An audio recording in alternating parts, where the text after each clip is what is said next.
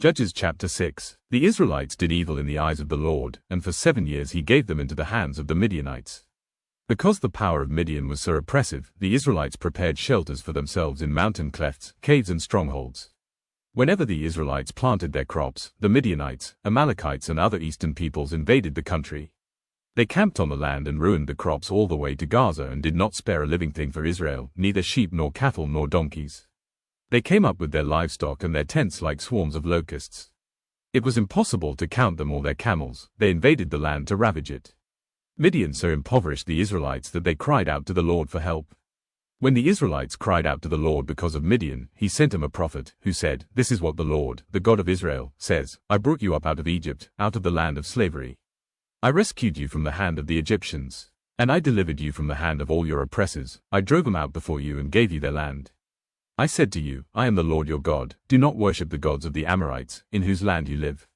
But you have not listened to me." The angel of the Lord came and sat down under the oak in Ophrah that belonged to Joash the Abiezrite, where his son Gideon was threshing wheat in a winepress to keep it from the Midianites.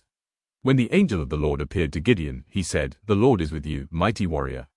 "Pardon me, my lord," Gideon replied, "but if the Lord is with us, why has all this happened to us? Where are all his wonders that our ancestors told us about when they said, 'Did not the Lord bring us up out of Egypt?' But now the Lord has abandoned us and given us into the hand of Midian." The Lord turned to him and said, "Go in the strength you have and save Israel out of Midian's hand. Am I not sending you?" "Pardon me, my lord," Gideon replied, "but how can I save Israel? My clan is the weakest in Manasseh, and I am the least in my family." The Lord answered, "I will be with you, and you will strike down all the Midianites, leaving none alive." Gideon replied, "If now I have found favor in your eyes, give me a sign that it is really you talking to me. Please do not go away until I come back and bring my offering and set it before you." And the Lord said, "I will wait until you return." Gideon went inside, prepared a young goat, and from an ephah of flour he made bread without yeast. Putting the meat in a basket and its broth in a pot, he brought them out and offered them to him under the oak. The angel of God said to him, "Take the meat and the unleavened bread, place them on this rock, and pour out the broth." And Gideon did so. Then the angel of the Lord touched the meat and the unleavened bread with the tip of the staff that was in his hand. Fire flared from the rock, consuming the meat and the bread. And the angel of the Lord disappeared. When Gideon realized that it was the angel of the Lord, he exclaimed, "Alas, sovereign Lord! I have seen the angel of the Lord face to face." But the Lord said to him, "Peace. Do not be afraid. You are not going to die." So Gideon built an altar to the Lord there and called it "The Lord is Peace." To this day it stands in Ophrah of the Abiezrites. That same night the Lord said to him, "Take the second bull from your father's herd, the one 7 years old, tear down your father's altar to Baal and cut down the Asherah pole beside it. Then build a proper kind of altar to the Lord your God on the top of this height. Using the wood of the Asherah pole that you cut down, offer the second bull as a burnt offering." So Gideon took 10 of his servants and did as the Lord told him. But because he was afraid of his family and the townspeople, he did it at night rather than in the daytime. In the morning when the people of the town got up, there was Baal's altar, demolished, with the Asherah pole beside it cut down and the second bull sacrificed on the newly built altar. They asked each other, "Who did this?" When they carefully investigated, they were told, "Gideon son of Joash did it." The people of the town demanded of Joash, "Bring out your son.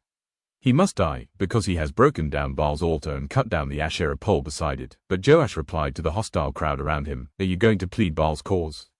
Are you trying to save him? Whoever fights for him shall be put to death by morning. If Baal really is a god, he can defend himself when someone breaks down his altar." So because Gideon broke down Baal's altar, they gave him the name Jerubbaal that day, saying, "Let Baal contend with him." Now all the Midianites, Amalekites and other eastern peoples joined forces and crossed over the Jordan and camped in the valley of Jezreel. Then the Spirit of the Lord came on Gideon, and he blew a trumpet, summoning the Abiezrites to follow him.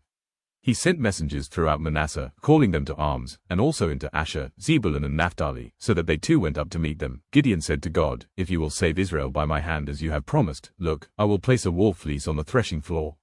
If there is dew only on the fleece and all the ground is dry, then I will know that you will save Israel by my hand, as you said." And that is what happened. Gideon rose early the next day. He squeezed the fleece and wrung out the dew, a bowlful of water. Then Gideon said to God, "Do not be angry with me. Let me make just one more request. Allow me one more test with the fleece, but this time make the fleece dry and let the ground be covered with dew." That night God did so. Only the fleece was dry, all the ground was covered with dew.